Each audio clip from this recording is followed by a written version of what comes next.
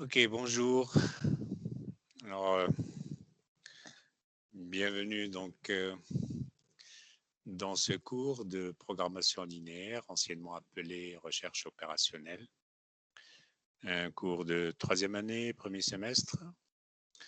Euh, je suis en train d'enregistrer la séance. Je vais partager avec vous mes slides. Voilà, hop.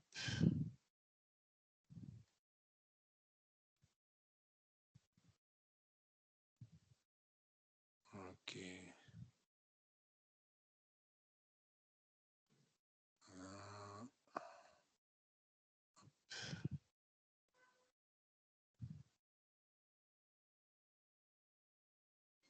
Bien. Je pense que ça devrait être visible. Alors, si vous avez des remarques, vous avez des questions, vous avez des choses pendant le déroulement du cours, puisque c'est un cours en direct, donc n'hésitez pas à prendre la parole directement. Donc, s'il n'y a pas d'embouteillage le mic, sinon donc vous levez la main et bon, c'est bon quoi. Donc, vous pouvez prendre après la parole. Bien, très bien. Donc, j'essaie de faire ça en plein écran, ça ira mieux, je pense. Bien, bien, bien. Ok.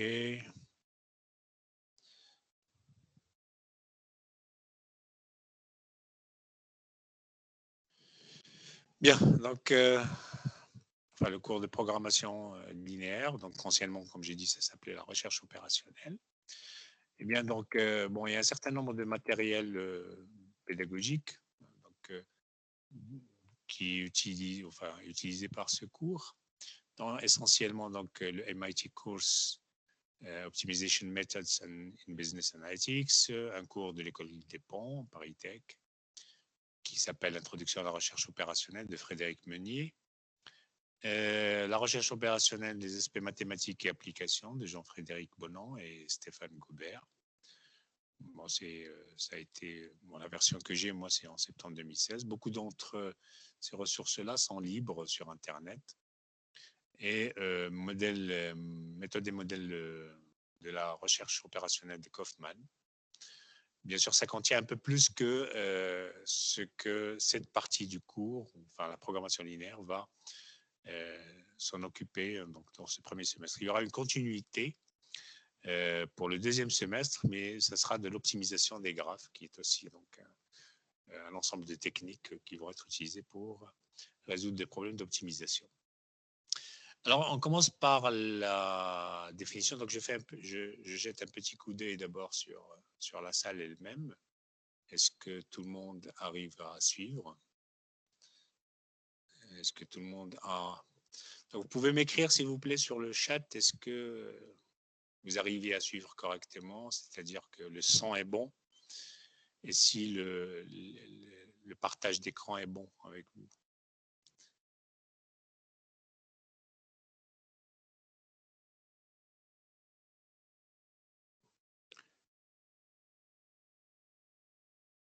Ok, bon.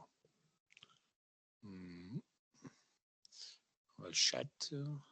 Oui, c'est bon. Ok, merci, très bien. Merci beaucoup, Foncé Conné. Bien, donc ça marche alors. Donc on va continuer. Je reviens sur les slides. Donc une définition. Donc on va commencer par une définition assez générale.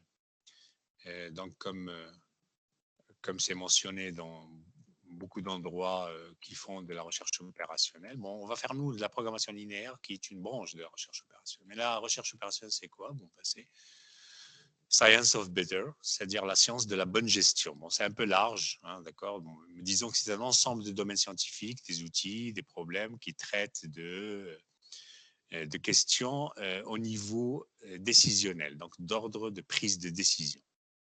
On parle aussi donc de niveau managériel, stratégique ou d'optimisation des systèmes complexes. Bon, ça ne veut pas dire que les problèmes qu'on traite sont seulement des problèmes de type managériel. Non, ce sont des problèmes parfois qui sont opérationnels, mais Donc, ça va en fait du managériel jusqu'à l'opérationnel, problème de transport, de logistique et autres, d'ordonnancement, d'affectation pour les tâches. Donc, ça, c'est la définition que vous pourrez trouver, par exemple, dans le site ou bien dans le livre blanc de la Fédération européenne de recherche opérationnelle. Donc, il y a beaucoup de bons documents que vous pouvez trouver. Donc, je partagerai avec vous, bien sûr, dans le matériel du cours, mes slides en PDF et peut-être d'autres matériels s'il y en a besoin. Donc, je vous les mettrai, ainsi que les vidéos d'enregistrement des séances.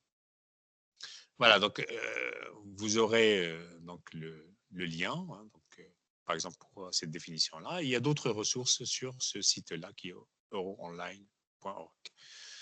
Bon, alors on a dit des problèmes difficiles, des problèmes complexes. Alors pourquoi les problèmes difficiles à comprendre en fait pour un individu, quelqu'un, sans l'aide d'un modèle et ou d'un ordinateur. C'est-à-dire que on va s'occuper de problèmes d'optimisation. La recherche s'occupe de problèmes d'optimisation, mais problèmes d'optimisation que on peut pas faire, on peut pas résoudre en regardant, juste en regardant ou juste en examinant comme ça, mais qu'il faut passer par une étape de modélisation, et puis assez souvent par une étape de calcul qui nécessite donc un calculateur, un ordinateur, ou même parfois même plusieurs ordinateurs si on fait du parallélisme.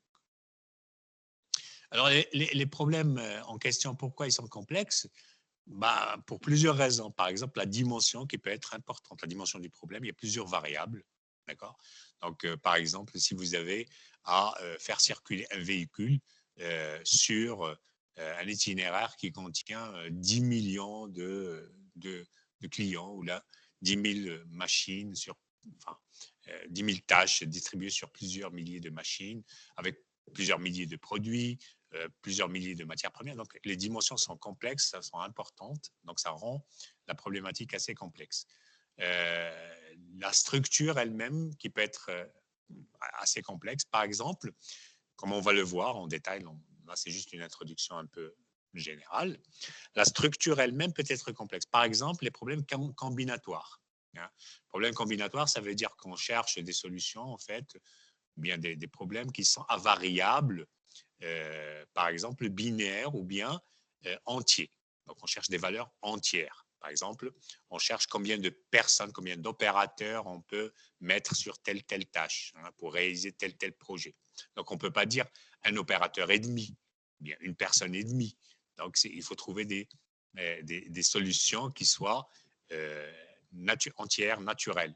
Hein, ou bien parfois, c'est des problèmes qui sont combinatoires, binaires. Donc, c'est du 0, du 1. D'accord. Ou bien les problèmes sont concurrentiels. D'accord. C'est-à-dire vous avez des tâches ou bien des agents qui sont concurrentiels, qui sont en concurrence, en compétition. Ou bien parce que les problèmes parfois sont stochastiques, ou même en fait avec beaucoup d'incertitudes, c'est-à-dire que les paramètres ne sont pas forcément déterministes. On ne connaît pas les paramètres d'une manière certaine. Hein, il y a une part d'aléatoire, il y a une part d'inconnu, il y a une part d'incertitude. Bon, dans ce cours-là, dans cette partie-là, on ne va pas s'intéresser à ce qui est stochastique. La partie stochastique sera traitée non pas en cette année, en troisième année, mais plutôt en quatrième année, en cycle ingénieur, en deuxième semestre de quatrième année, pour les spécialités qui auront en commun avec le génie industriel, l'intelligence artificielle et data science, où il y a un cours de recherche opérationnelle spécialisé pour le génie industriel. Il y aura du stochastique. Les problèmes incertains avec des données incomplètes ou des données aléatoires, ainsi de suite.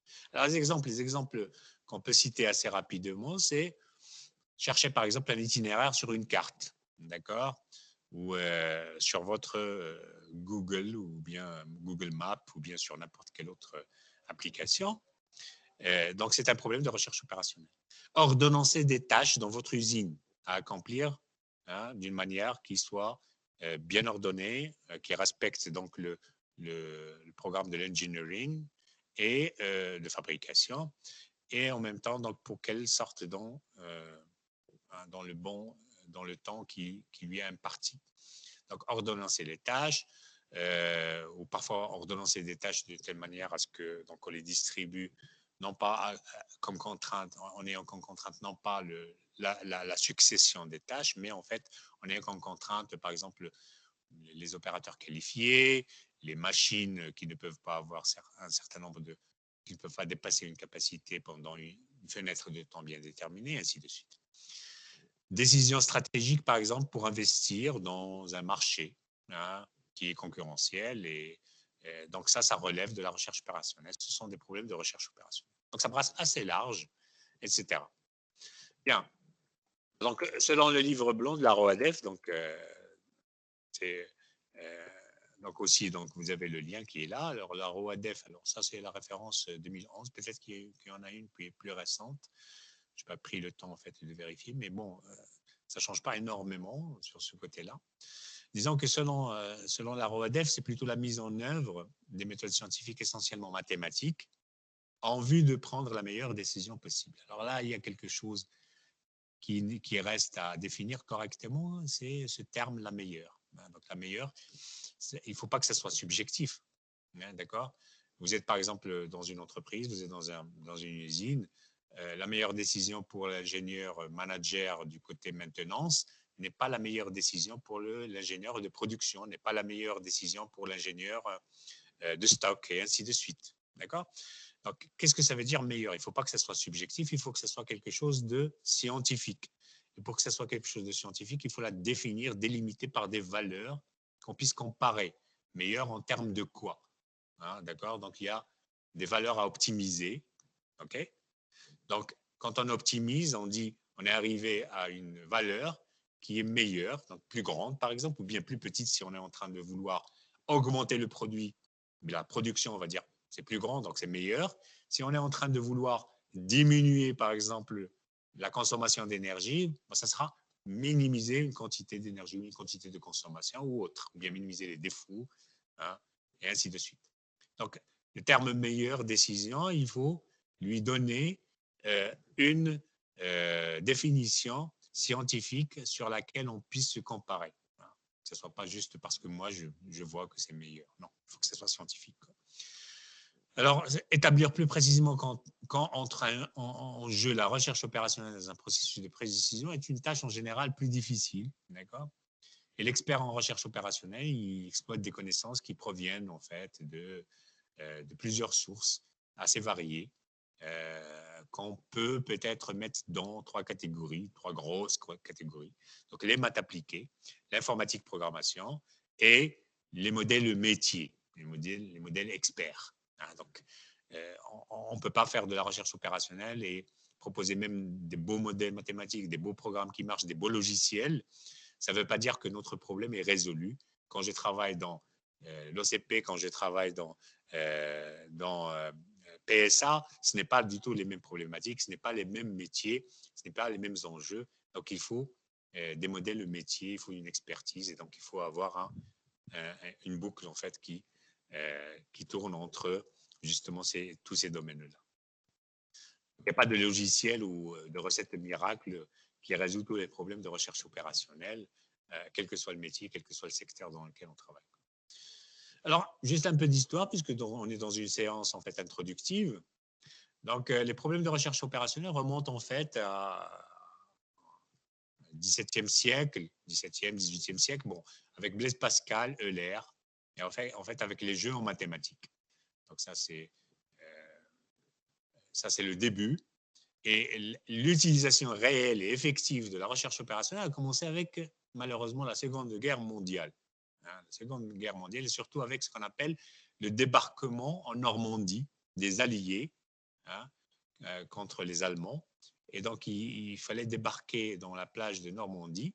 Vous voyez ici l'image. C'était le 6 juin 1944.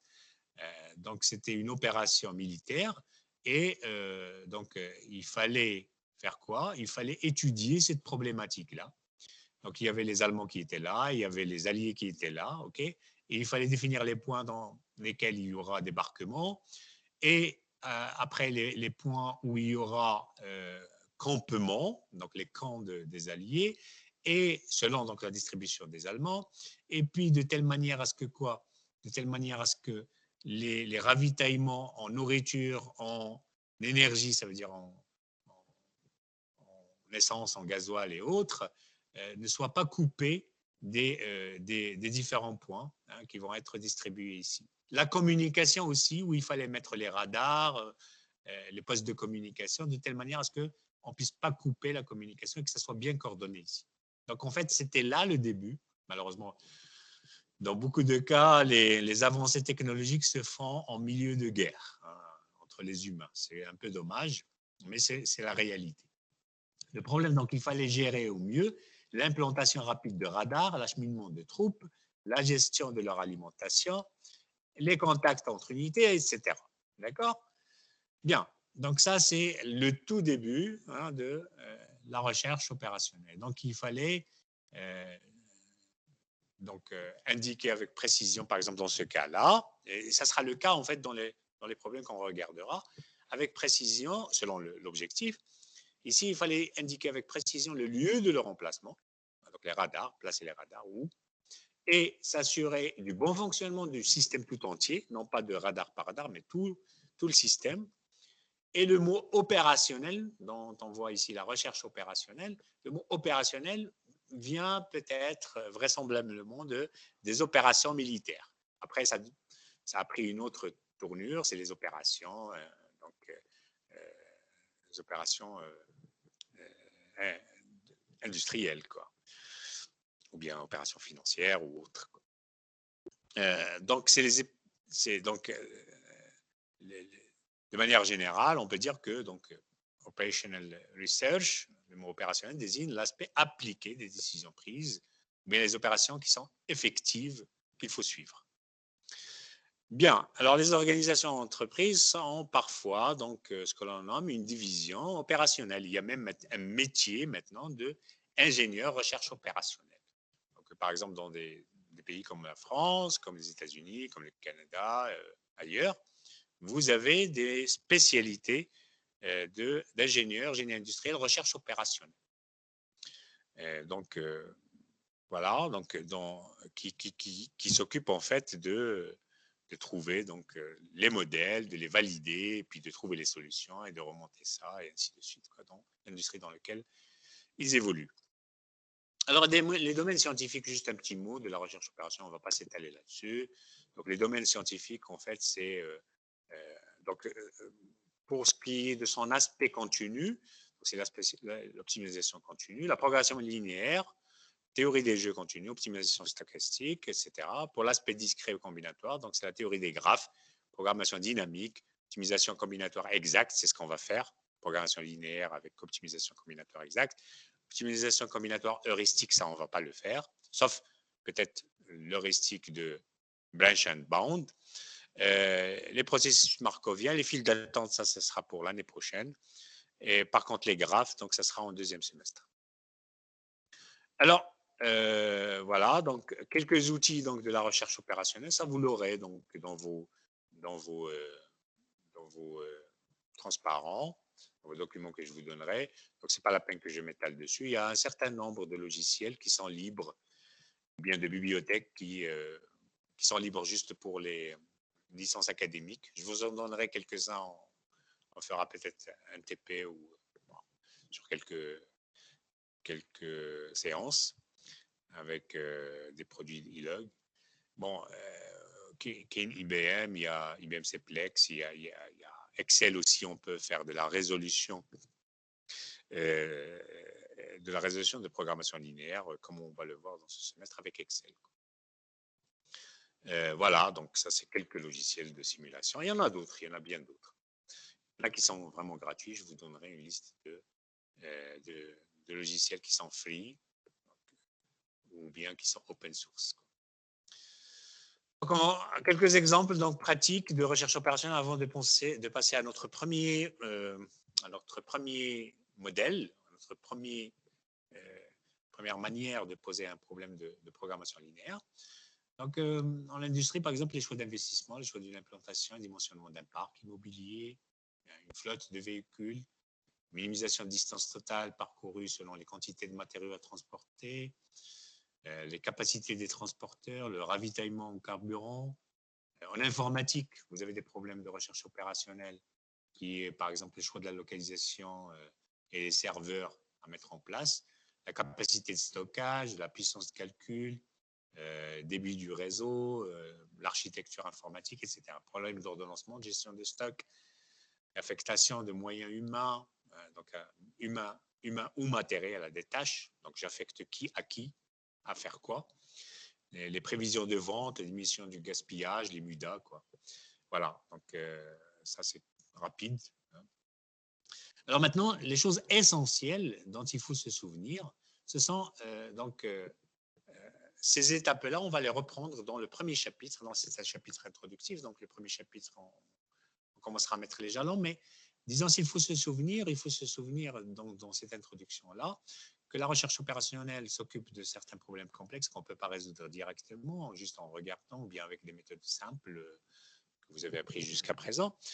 Oui, il y a parfois conflit, il y a difficulté, complexité de dimensions et autres, mais il y a des étapes générales qui réunissent en fait ces problèmes de recherche opérationnelle. Ce sont les étapes que vous voyez devant vous. Alors, ce que vous voyez devant vous, c'est un problème typique qu'on appelle donc le bin picking. D'accord? Le bin picking, c'est comment utiliser le moins de boîtes. Donc ici, j'ai des bins, c'est des boîtes qui ont une capacité ici, par exemple, totale, on va dire, de 10. Alors 10 quoi? 10 cm², 10 m², 10 litres au cube, je ne sais pas, donc ça dépend. Donc là, c'est fait en dimension 2, mais ça peut être aussi en dimension 3. Vous avez des conteneurs, d'accord? Ou bien des palettes, ou bien ce que vous voulez, des caisses. OK, ça peut être beaucoup d'autres choses, quoi.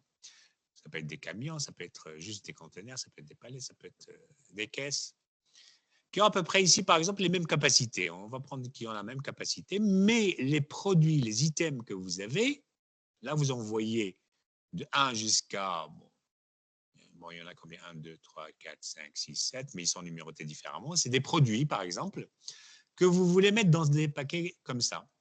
Mais ces produits-là, ils ont des caractéristiques qui sont différentes. Notamment ici, c'est leur hauteur. Elle est différente puisque le problème est 2D. Et donc, vous voulez utiliser le moins, donc ça c'est un problème classique, vous voulez utiliser le moins de boîtes possible, d'accord? Celles-ci, les blanches, pour y loger vos objets. D'accord? Bien, alors, l'une des solutions brutes, c'est de mettre, de commencer à mettre les paquets, les objets ici dans leur paquet. Si ça suffit, c'est bon. Si ça ne suffit pas, on passe à l'objet, au paquet suivant et ainsi de suite, quoi. Ou bien mettre la plus brute, en fait, plus brute encore que ça, c'est de mettre chaque objet dans un paquet. Et c'est une solution stupide.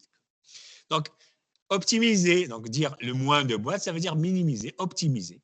Donc, le problème, il est là. L'étape suivante, c'est de poser un modèle. Un modèle est sûrement mathématique. Il faut écrire des équations. Il faut dire que ce problème-là, en fait, je peux l'écrire par des variables et une fonction qui va être minimisée ici. J'aurais pu choisir un autre problème, pas le bin picking, et ça sera maximisé. Donc, minimiser un certain nombre de choses, une fonction, sous un certain nombre de contraintes. SC, c'est contraintes. D'accord? Donc, ça, c'est un modèle. C'est un modèle typique, en fait, de ce qu'on va appeler un problème de programmation linéaire. Donc, minimiser quelque chose avec des contraintes. Bon, on va rentrer dans le détail tout à l'heure.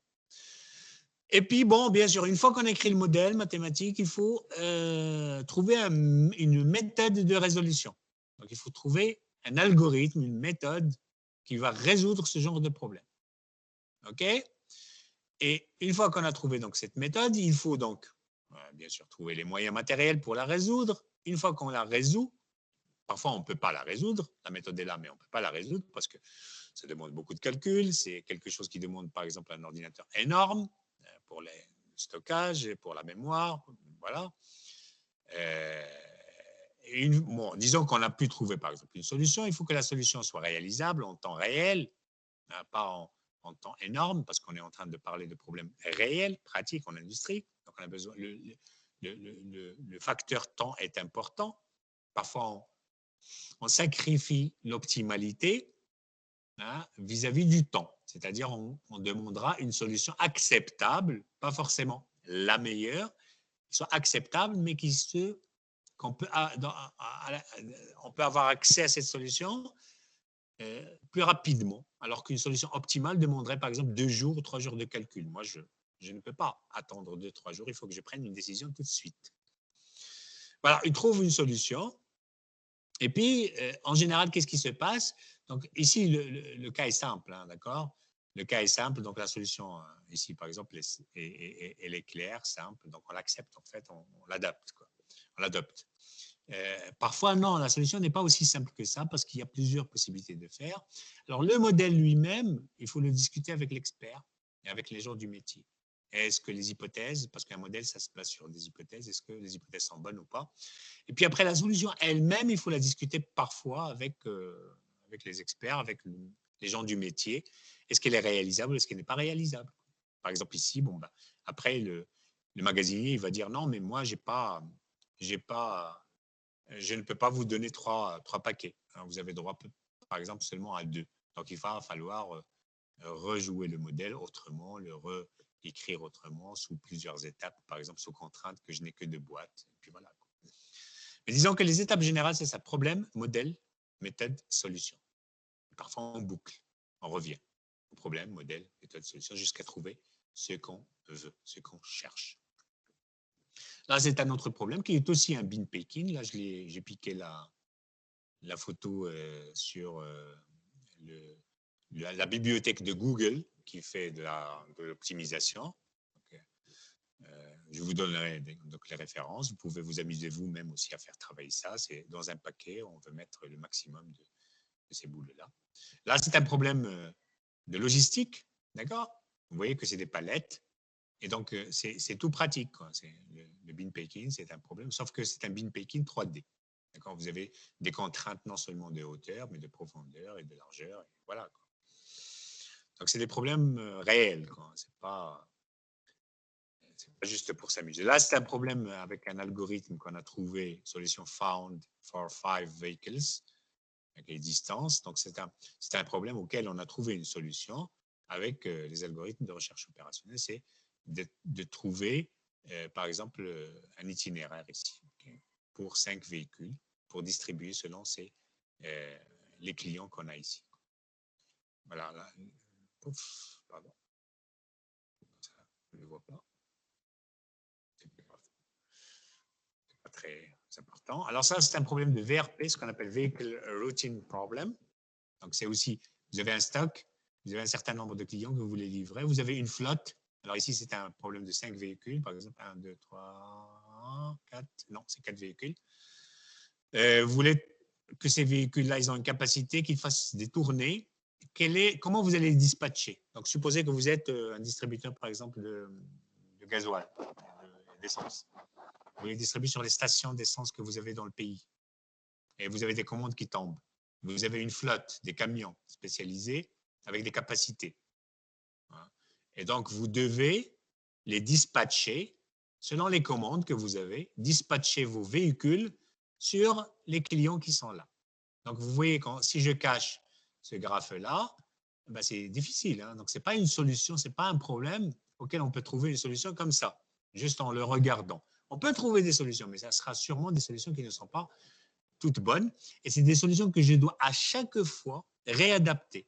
Demain, j'aurai un autre nombre de clients différents. Peut-être qu'ils sont là, peut-être qu'ils sont là, peut-être qu'ils sont là. Et il va falloir dispatcher mes camions sur ces clients-là.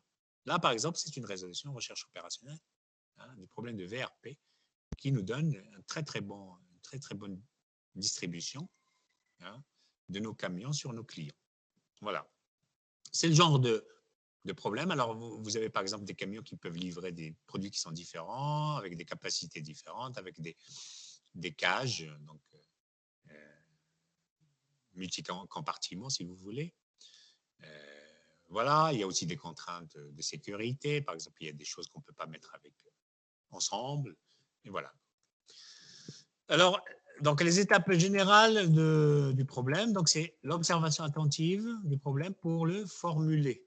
Donc, complexe de données associées pour bien connaître toutes les données du problème. modéliser, résoudre.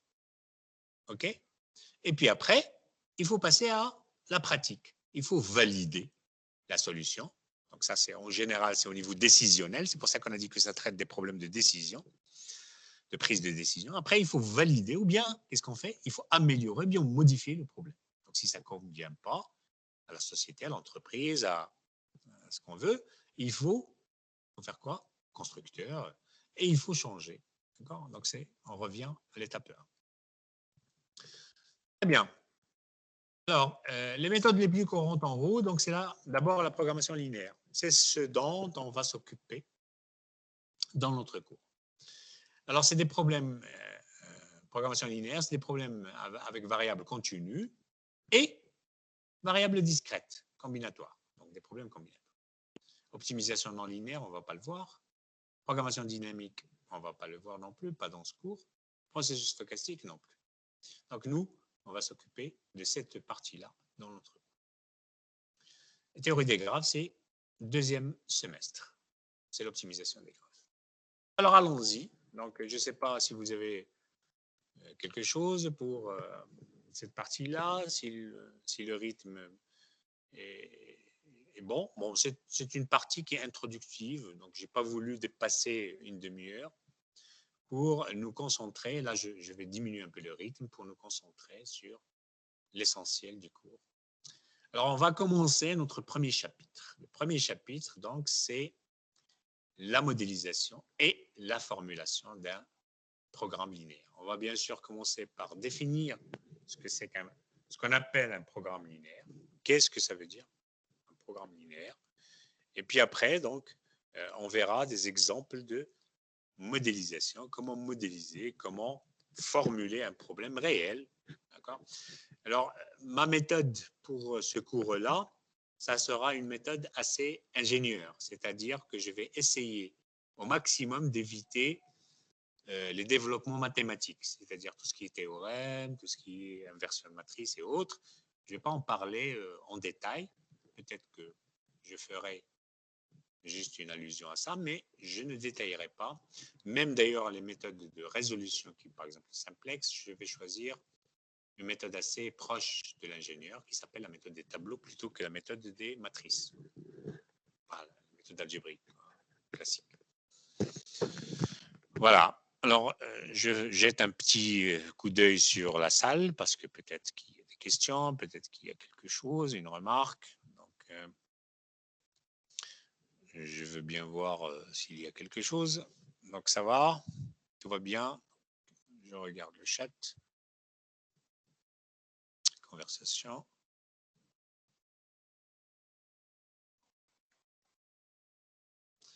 Pourquoi ça ne s'ouvre pas? Ok. C'est coincé un peu.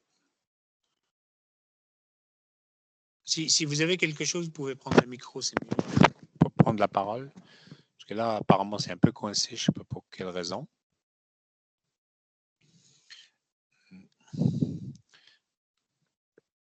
Vous arrivez toujours à m'entendre et à voir ce qui se passe dans l'écran? Si c'est oui, veuillez bien lever la main si vous voulez. Oui. Parce que j'arrive pas à ouvrir mon chat, je ne sais pas pourquoi.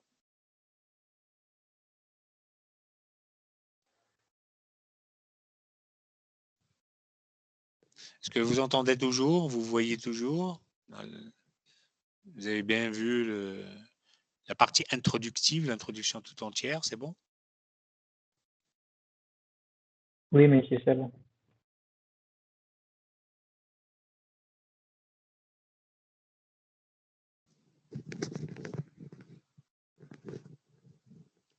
Ok, donc je vais continuer, je pense, s'il n'y a pas de pépin. Alors, mon chapitre 1, donc j'ai dit que c'était le chapitre de modélisation et de formulation. Pardon. Donc, hop, je vais tout partager. Plein écran, voilà. Bien, donc, petit rappel donc de la roue sur laquelle donc s'appuie la recherche opérationnelle. Donc, c'est identifier un problème de décision, setting the model scope, alors construire le modèle mathématique, derive a solution méthodologie, donc, et puis tester le modèle avec des data réels, des vraies données, établir des contrôles en fait sur la solution, et puis implémenter le modèle physiquement, donc dans l'industrie par exemple, ou bien dans les routes, sur le système réel. Et puis après, bon, donc c'est une roue parce que bon, il faut tester, valider, ainsi de suite. OK, donc ça c'est juste pour rappel. Donc c'est les hypothèses. Alors, un PL, bon, un programme linéaire, on l'écrira comme étant un PL, comme ça. Alors, pour dire qu'un problème d'optimisation ou bien un problème de recherche opérationnelle est un programme linéaire, il faut que ça satisfasse un certain nombre d'hypothèses sur le problème. D'accord? Alors, la programmation linéaire, c'est un modèle avec des hypothèses. Oups, pardon, il y a un petit problème là. Donc là, je vais diminuer ce machin parce qu'il est en train de cacher. Voilà. Donc, je laisse comme ça, peut-être c'est mieux. Je vais laisser un peu comme ça. Ça va être un peu mieux. Si c'est visible, je vais juste augmenter un peu la taille. Voilà. Donc, la programmation linéaire est un modèle, elle a des hypothèses ou bien des conditions que les décideurs doivent valider avant de pouvoir les utiliser. Alors, quelles sont ces hypothèses? Alors, la première hypothèse, c'est que les variables de décision du problème, alors, il y a des choses qui varient dans mon problème. Quand elles varient, on les appelle, donc ma décision varie aussi. D'accord? Il y a des choses que, si jamais je les fais varier, eh bien, ma décision va varier. C'est-à-dire, par exemple, supposons que j'ai un problème de combien je vais fabriquer du produit 1 et combien je vais fabriquer de produit 2, combien je vais fabriquer de produit 3. Si je fabrique telle quantité, eh bien, j'aurai tel gain. Les variables de décision, ce sera donc la quantité de produit 1 que je vais fabriquer, la quantité de produit 2 que je vais fabriquer, la quantité de produit 3 que je vais fabriquer. Ces choses-là, si jamais elles varient quand je les change, eh bien, ma décision va changer. Le gain va changer. Le bénéfice va changer. Okay? Ces variables-là, pour dire qu'un problème est un programme linéaire, il faut que ces variables-là soient positives. D'accord? Par exemple, si vous prenez comme variable votre budget dans la banque, c'est pas bon, surtout que si on connaît que votre compte bancaire peut devenir, par exemple, négatif. S'il peut devenir négatif, donc ça veut dire que selon la variable mon compte en banque, la valeur de mon compte en banque, ça ne sera pas une valeur qui est positive et donc ça ne peut pas être un un problème de programmation linéaire, ça ne peut pas être un PL. Bon, on peut la rendre positive, vous allez voir comment. Parce qu'il y a d'autres hypothèses qui sont aussi essentielles. Si jamais elles sont vérifiées, on peut se débrouiller avec l'histoire de les variables sont positives. Alors, le critère de sélection de la meilleure décision, ce critère-là, comme j'ai dit tout à l'heure, ce critère, il est décrit par quoi? Il est décrit par une fonction. Cette fonction, elle doit être linéaire de ces variables. Alors, je vais donner tout de suite, juste après, on va donner un exemple pour bien comprendre cette histoire. Donc, la fonction qui gouverne justement cette sélection, j'ai dit meilleure décision. Meilleure décision, c'est que forcément, il faut que je l'écrive en termes de fonction, comme vous l'avez vu dans le bin Pékin. Cette fonction-là, il faut qu'elle soit linéaire par rapport aux variables de décision. Si elle n'est pas linéaire, ce n'est pas un programme, Ce n'est pas un problème de programmation linéaire. Donc, la fonction ne peut pas contenir, par exemple, un produit croisé de deux variables. Ou bien x1 plus b. Ça, ce n'est pas linéaire, c'est affine. Il faut que la fonction soit vraiment linéaire. On va voir comment.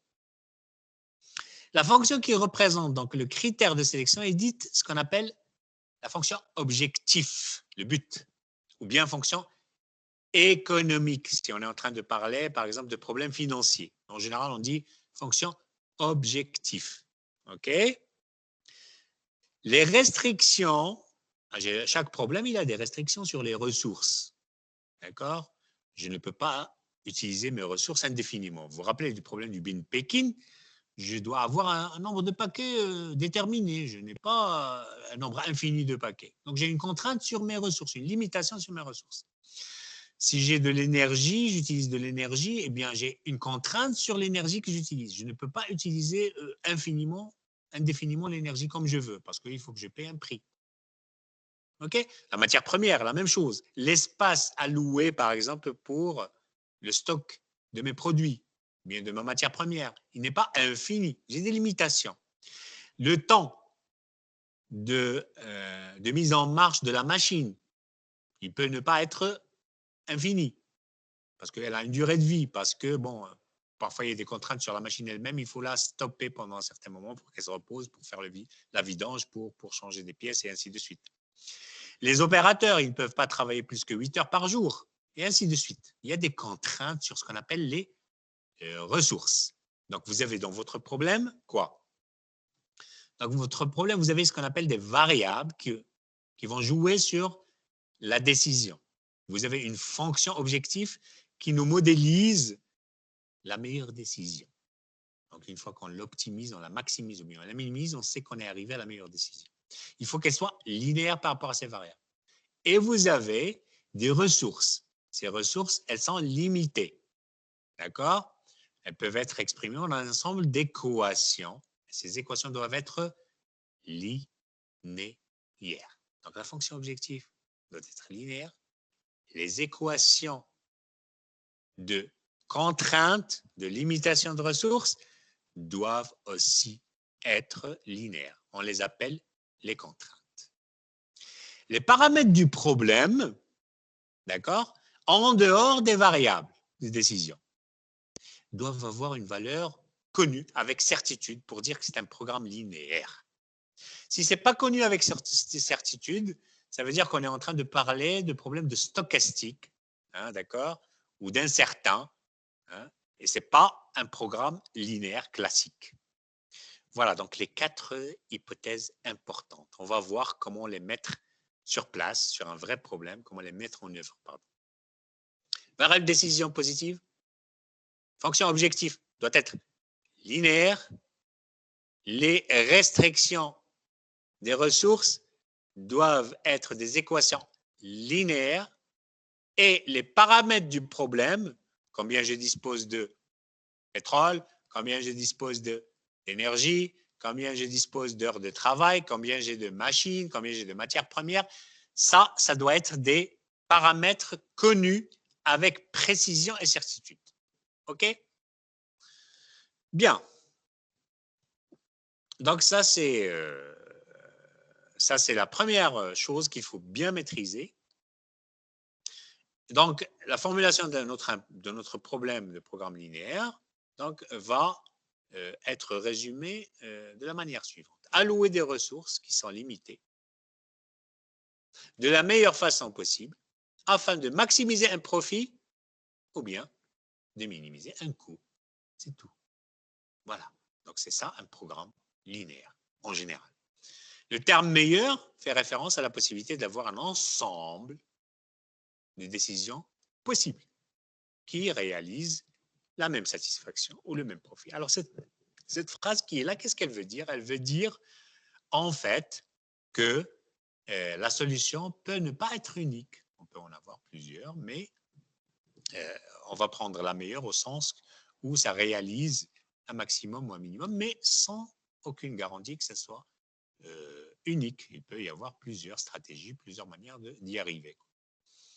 parfois, on descendra un peu la barre en bas et dire, bon, je ne vais pas prendre la meilleure, mais je vais prendre une bonne décision. Hein, au-dessus, par exemple, d'un profit, ou bien en bas, plus bas qu'un certain coût. Donc, je vais mettre des seuils. Et donc, les décisions donc, sont en général le résultat d'un problème mathématique. Alors, allons-y. Entrons un petit peu plus dans le détail. Voilà. Alors, les étapes dont on a parlé tout à l'heure, pour construire un modèle, il faut donc identifier les variables du problème. Variables de décision.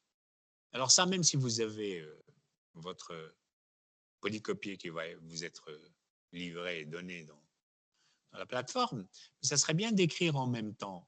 Quand on arrive à des choses essentielles comme ça, il faut commencer à écrire, même en gribouillant sur un petit bout de papier.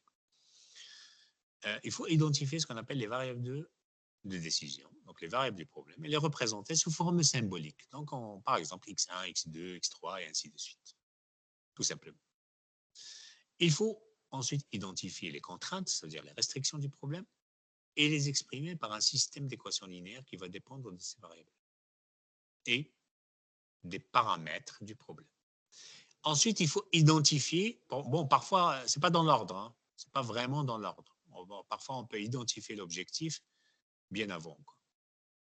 Mais il faut écrire l'objectif en fonction de ces variables de décision. Donc, de toute façon, il faut identifier les variables de décision sous une forme linéaire. Et donc, on va tomber sur quelque chose qui ressemble à ça. Donc, on va le voir tout de suite. D'accord? On va le voir tout de suite.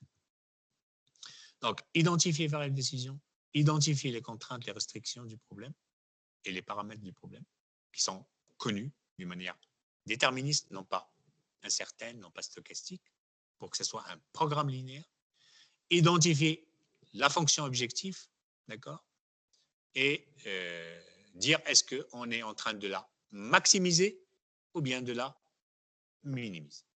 Prenons un exemple simple, vous voulez bien? Alors, allons-y, pardon, excusez-moi.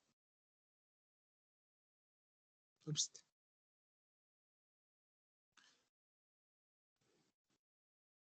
Ok. Alors, prenons un exemple simple pour commencer. C'est notre problème, il est là. Voilà. Alors, je vais mettre en plein écran. Comme ça sera déroulé en étapes. C'est plus intéressant. Donc, premier exemple de comment formuler un PL, un programme linéaire. Donc, l'exemplaire. On va avoir une entreprise, d'accord, qui, par exemple, pour faire simple, qui va fabriquer deux types de produits, P1 et P2, en utilisant une seule machine, d'accord, et deux matières premières, P et Q. Les temps de fabrication et les quantités de matières premières nécessaires pour la production de chacun de ces produits vont être donnés selon un tableau. Donc, ce tableau, par exemple, il peut être fourni par l'historique, par le bureau engineering, par ce qu'on veut. Bien. Alors, ce genre de tableau, il va falloir d'abord, en général, savoir le lire d'une manière correcte. Alors, comment on va le lire d'une manière correcte?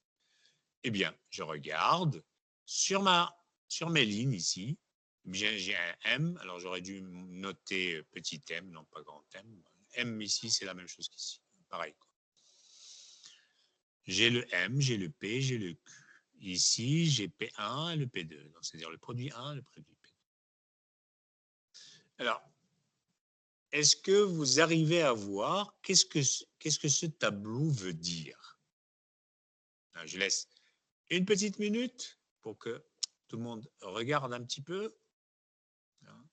Pour les gens qui n'assistent peut-être pas, qui vont voir la vidéo, ils peuvent faire une petite pause de la vidéo et essayer de comprendre la problématique, et les données du problème et le tableau, qu'est-ce qu'il veut dire.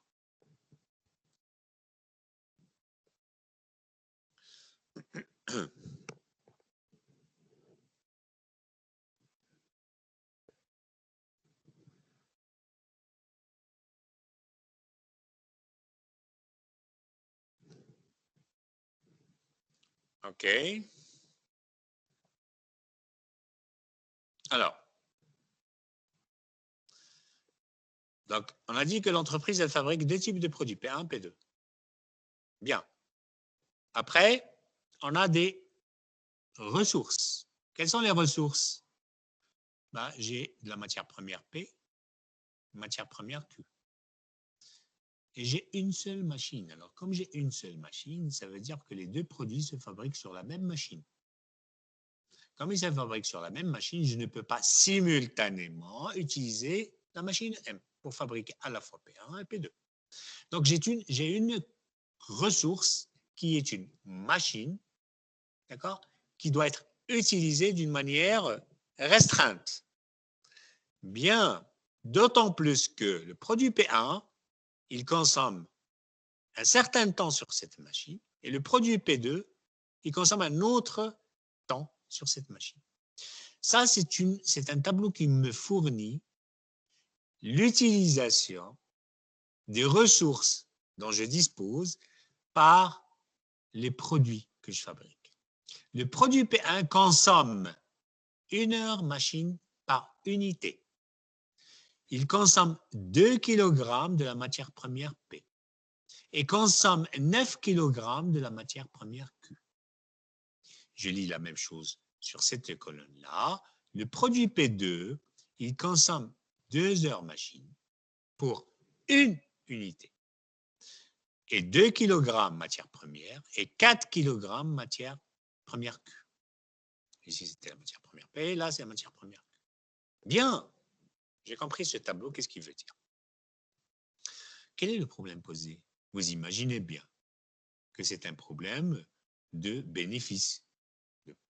Il faut faire des profits.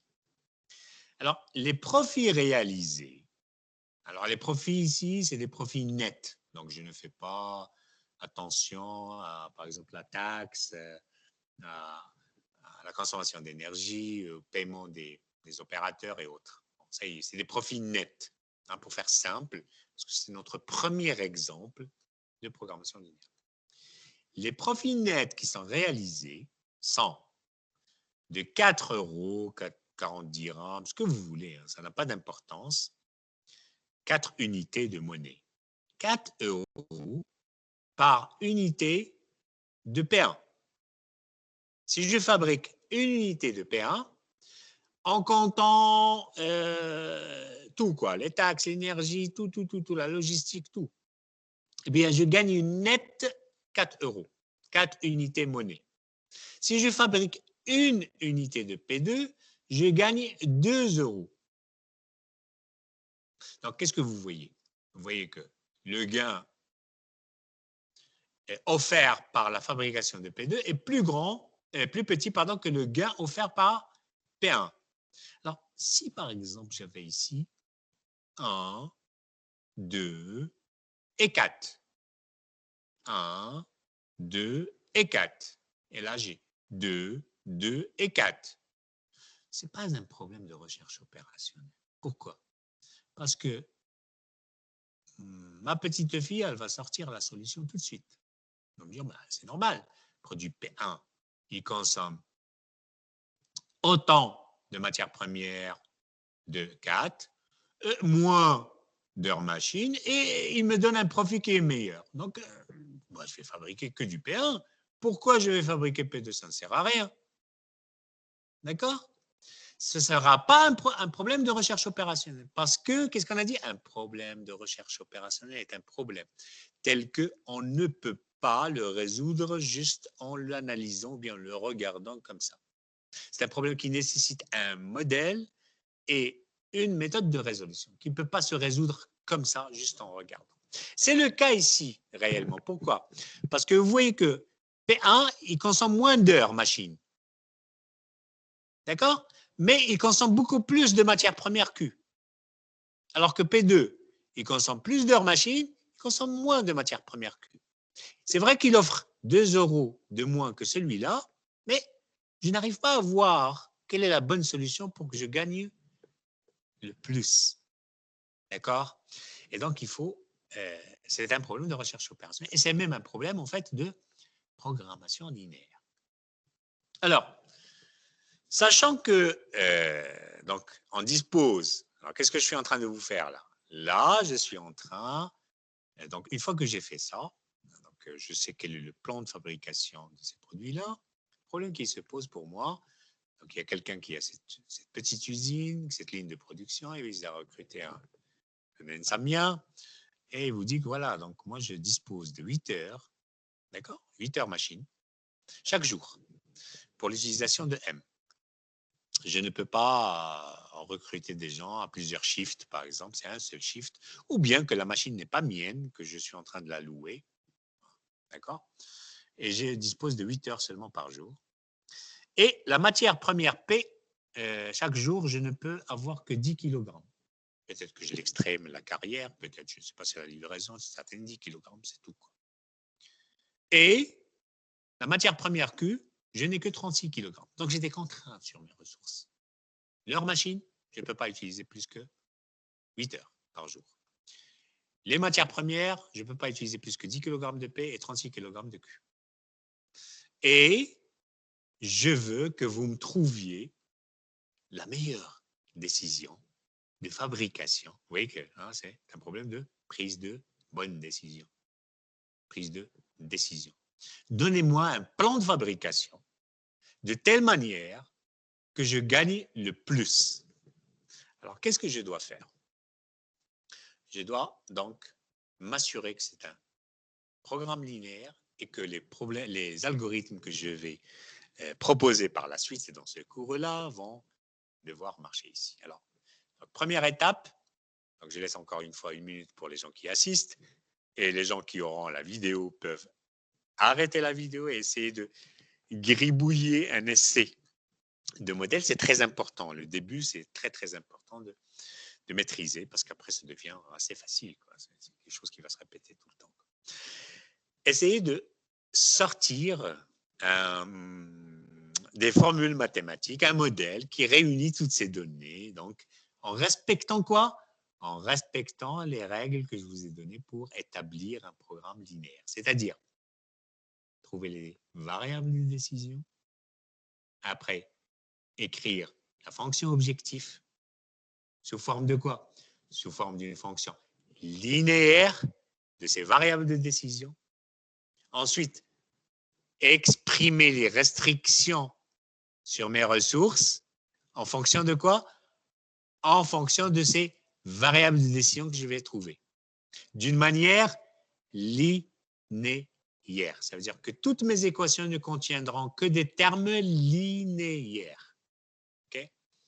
Pour que je puisse réaliser. Je ne vous demande pas de trouver la solution. Je vous demande de formuler le problème, le mettre sur papier. Comment l'écrire? Donc, moi, je fais une petite pause d'1 minute pour vous laisser réfléchir un peu.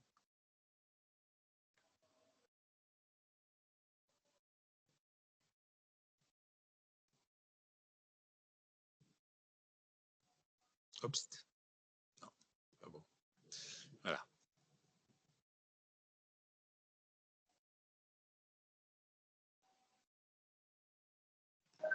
OK.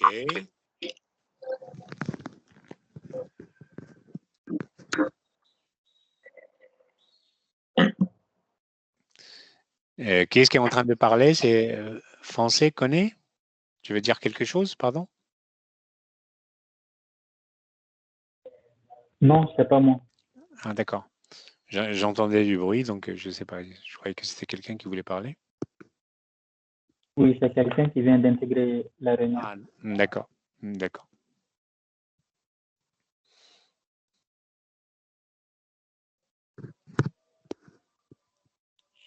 Monsieur, le cours, Oui?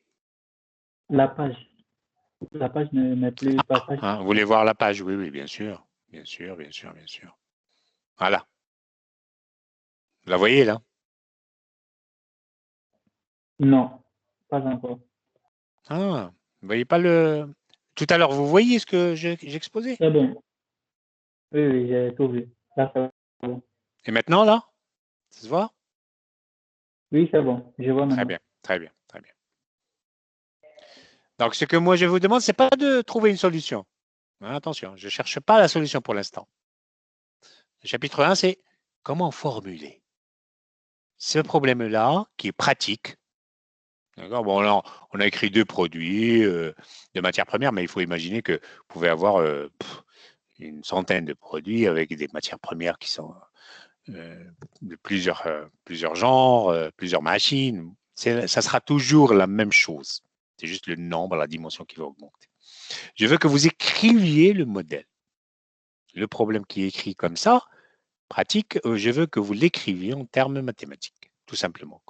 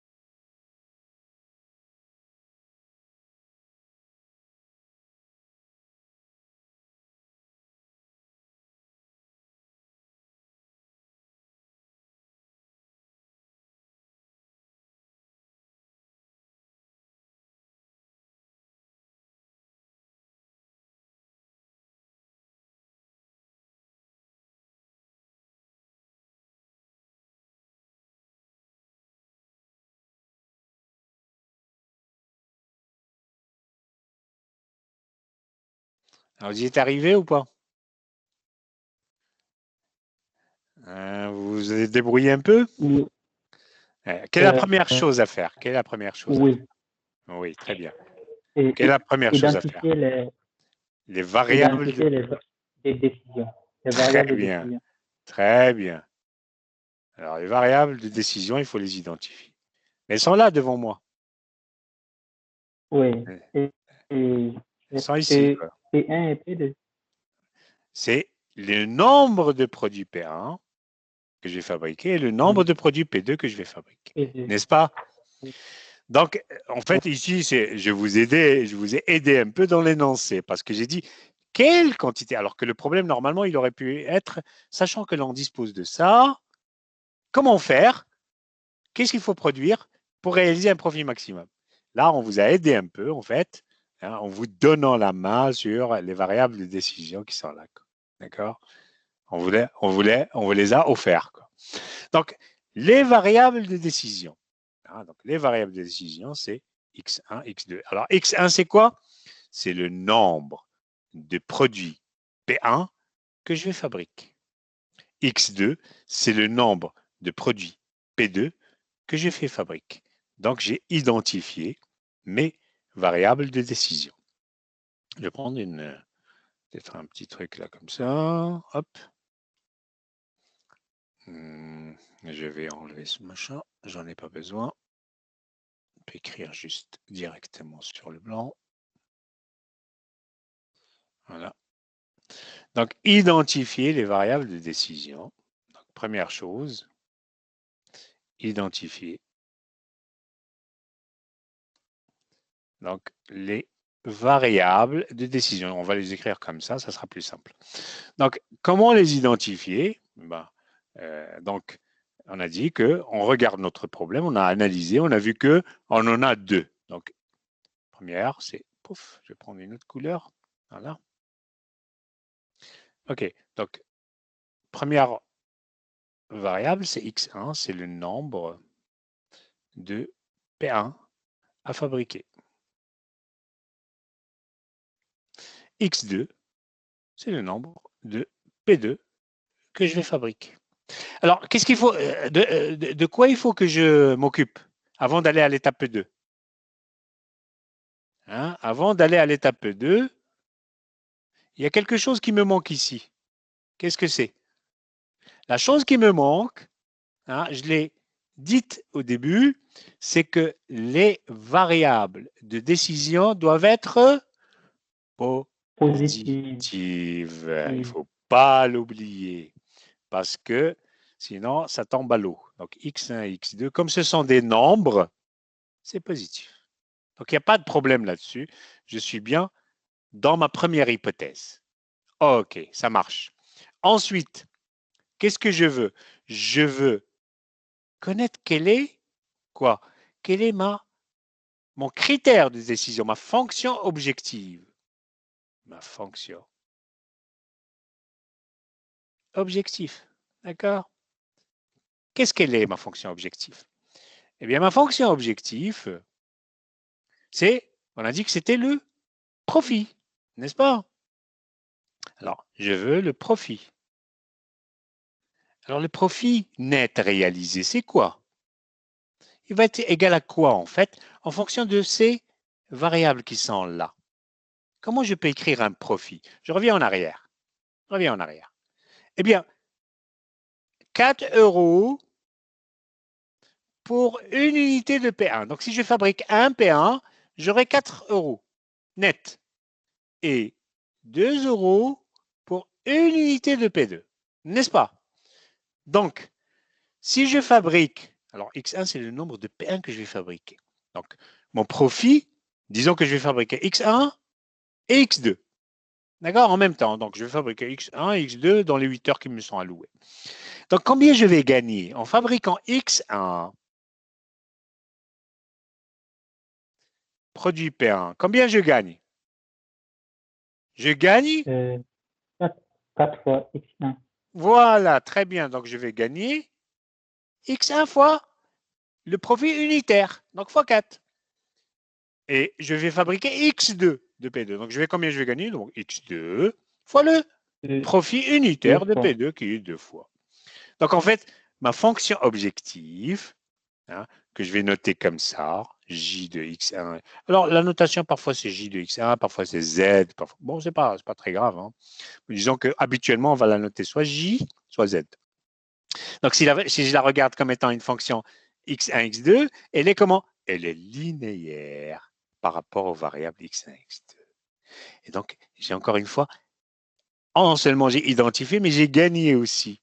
Parce que hein, elle est linéaire par rapport à X1, X2. Donc, j'ai gagné encore une fois une deuxième hypothèse. C'est que ma fonction objective s'écrit en fonction de variable de décision. Elle est linéaire par rapport à ces variables de décision. Alors maintenant, il y a l'histoire des contraintes. Donc, il faut écrire les contraintes. Donc, bon, on va prendre un autre. On va prendre un autre machin là. Notre feuille vide.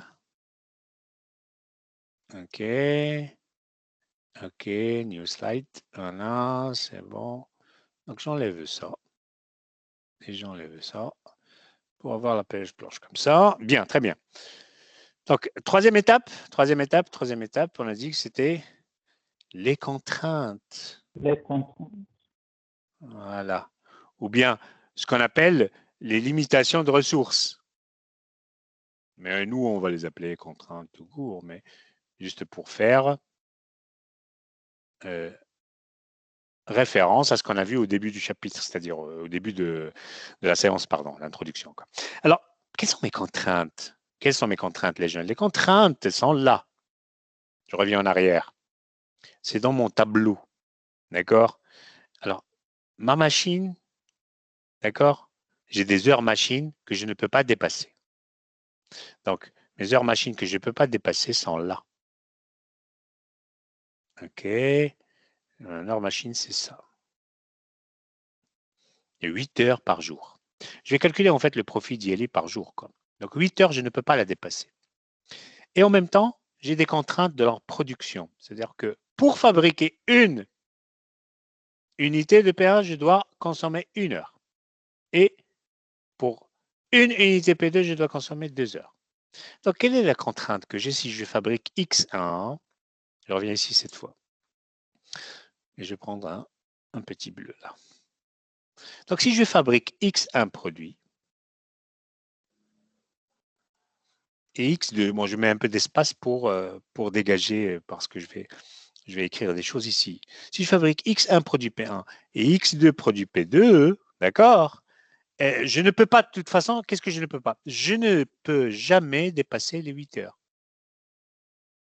Alors, en heure machine. Donc, contrainte sur M, n'est-ce pas? Je ne peux pas dépasser les 8 heures. Donc, je peux mettre l'unité comme je peux ne pas la mettre. Hein. Ça n'a pas de sens, parce que ça n'a pas d'importance, pardon, parce que tout ça, ça sera en heures aussi. Donc, je peux la simplifier. Hein. Je n'ai pas besoin de ça. Alors, qu'est-ce qui doit être inférieur à égal à 8? Mon plan de fabrication. Comment il est, mon plan de fabrication? Et bien, donc, si je fabrique X1 produit P1, je consomme combien? Je regarde mon tableau. X1 fois 1 heure. Donc, X1 va consommer 1 heure. Oh, c'est fois 1 ici. Oh, ça aurait pu être autre chose. Et puis, j'ai envie de fabriquer X2, donc c'est un plus. Hein? Donc, pour fabriquer ça, il faut X1 fois. Donc, par exemple, si je fabrique un seul produit P1, ce sera 1 fois 1. 2 produits P1, ce sera 2 heures. 3 produits, ce sera 3 heures. OK? Et là, si je veux fabriquer un produit P2, ça sera 2 heures. 2 produits P2, ça sera 4 heures, 2 fois 2, et ainsi de suite. Donc, X2 produits, ça sera fois 2. OK? X1 fois 1 plus X2 fois 2 ne doit pas dépasser les 8 heures, qui est ma valeur maximale dont je dispose pour la ressource heure machine. OK? Qu'est-ce que j'ai comme autre ressource? On va prendre une autre couleur aussi. Hein, d'accord? J'ai une autre ressource qui est la ressource matière première P. Et puis j'ai une autre ressource. Je vais mettre ici, par exemple, en une autre couleur. Disons qu'on va prendre le vert pour la matière première Q. Ben, j'ai des contraintes. Alors là, ça va être une contrainte comme ça. Et là, ça va être aussi une contrainte comme ça. Combien je dispose de matière première P? De combien je dispose? Eh bien, je dispose, je reviens sur mon tableau. Hop! Voilà, c'est là. Je dispose de 10 kg par jour, pas plus. Donc, je reviens ici, je mets ma donnée. Vous voyez que les paramètres sont des choses qui sont déterminées hein, d'une manière certaine. Il n'y a pas d'incertitude. On va faire O égale à 10. Alors, je n'ai pas dit, je dispose peut-être de quelque chose entre 10 et 18. Non, non, c'est 10, 10, quoi. Ou bien, je peux disposer de 10 kg avec une probabilité, si jamais le fournisseur me fournit les 10 kg, avec une probabilité de 90%. Il y a 10% d'incertitude que, bon, que je ne dispose pas de mes 10 kg. Ça, c'est sort du programme linéaire. Ça devient une autre famille de stochastique, d'optimisation, recherche opérationnelle, stochastique. Alors, ici, quelle est l'équation? L'équation est très simple parce que je reviens à mon plan de fabrication. La matière première P, la ressource P, pour fabriquer un produit P1, j'en consomme 2 kg. Un produit P2, je consomme aussi 2 kg. Donc, pour fabriquer X1 produit P1, je consomme combien? X1 fois 2 kg. Pour fabriquer X2 produit P2, je vais consommer combien? X2 fois 2 kg. Ah ben, ça y est, j'ai gagné. Donc, mon plan de fabrication, si je le mets en œuvre, ben, ça sera X1 fois 2. Alors, j'ai fait exprès d'écrire comme ça parce que vous pouvez changer ces valeurs qui sont dans le tableau par n'importe quoi d'autre. Hein, le problème peut changer. Et bien de ça ne doit pas dépasser les 2. OK? Je prends maintenant ma ressource, Q, 9 kg, 4 kg, je fais la même chose. Ça y est, j'ai compris l'histoire. 9 et 4, tout simplement. C'était quoi comme couleur? C'était la couleur verte. Donc, X1 fois 9 plus x2 fois combien? Fois 4 est inférieur ou égal à combien ici? La limitation de la ressource Q. C'est 36 kg. Voilà. Donc, ça doit être inférieur ou égal à 36. Alors, avant de terminer, avant d'aller plus loin, avant de terminer, regardez bien ce qui se passe ici. En fait, mon problème, bon, je vais l'écrire d'une manière récapitulée, mais regardez bien ce qui se passe ici, quoi, devant vous, là, et ici, là. Qu'est-ce que vous avez? Donc, je vais prendre une autre couleur encore une fois, ou bien je vais prendre, disons que je vais prendre fluorescent, c'est mieux. Regardez, hop, je vais prendre une épaisseur un peu plus grande. Voilà.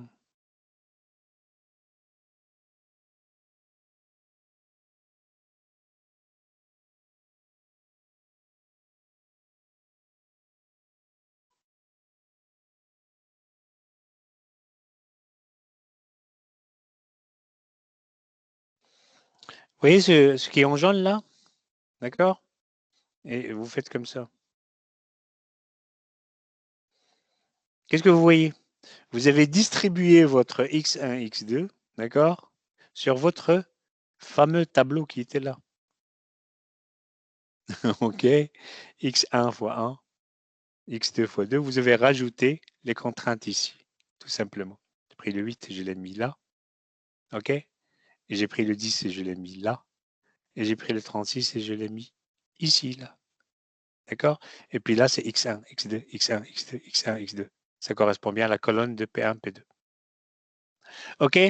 Donc, il faut, même la manière de présenter le plan de fabrication, de présenter mes ressources et la consommation de mes ressources par mes variables de décision, il faut les mettre d'une manière structurée. Donc, c'est un tableau qui n'est pas anodin, c'est un tableau qui est très significatif, même s'il est petit comme ça, dans la manière avec laquelle il faut écrire ces données, les exploiter pour qu'après, ça devienne très simple.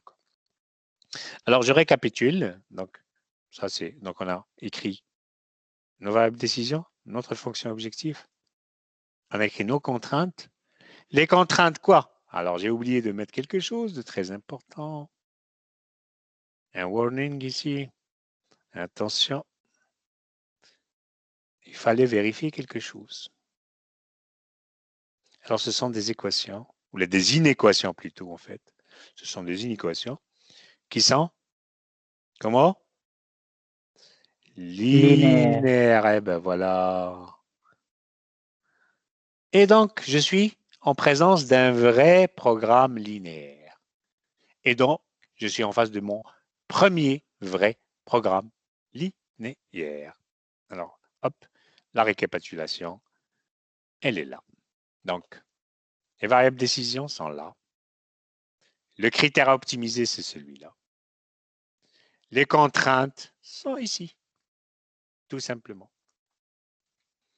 OK, les enfants, c'est bien. Je pense que, bon, pour une première séance, c'est assez bien parce que, bon, bah, on a balayé un peu large, on a fait notre premier problème de modélisation. Après, donc, on verra d'autres choses. Par exemple, ici, donc, comment résoudre graphiquement, à quoi ça correspond, par exemple, ces dessins qui sont là. On verra notre premier algorithme simple de résolution. Et puis après, on verra un algorithme un peu plus systématique pour la résolution de ce genre de problèmes, qui sont les problèmes de type programmation linéaire. Mais avant même la résolution, je vous donnerai pas mal d'exemples pour que vous entraîniez sur comment modéliser un problème dans l'industrie ou bien dans l'entreprise, pas forcément usine, quoi, sous forme d'un programme linéaire. Beaucoup de problèmes sont heureusement modélisables en programme linéaire. Il y a une famille de problèmes qui ne le sont pas intrinsèquement. Ils peuvent pas être modélisés en programme linéaire, ils ont besoin d'autres algorithmes et d'autres manières de faire. Voilà, donc je pense que on va s'arrêter à ce niveau-là. J'ouvre la possibilité de questions, de remarques si vous en avez. Et quant au contenu, je crois que je vais me contenter de ça. OK? Bien. Est-ce qu'il y a des questions? Est-ce qu'il y a des remarques? Est-ce qu'il y a des suggestions, des choses? Donc, je suis à votre disposition. Vous pouvez me dire ce que vous voulez. Alors, de toute façon, donc, les questions vont devenir peut-être un peu plus intéressantes une fois qu'on commencera à faire des exercices et commencera à faire beaucoup plus d'exemples. Mais n'hésitez pas, même si c'est maintenant, hein, n'hésitez pas. Donc, il n'y a pas de problème. Donc, il n'y a pas de questions? Tout va bien? Oui, c'est bon, monsieur. Ça va. D'accord. Donc, l'enregistrement de la séance va rester ici. Et puis, bon, je vais aussi le downloader, le télécharger et vous le mettre sous un format sympathique dans les ressources de votre cours. Comme ça, vous pouvez le réviser, le revoir comme vous voulez. OK? D'accord. OK, très bien. Donc, jusque-là, on s'arrête.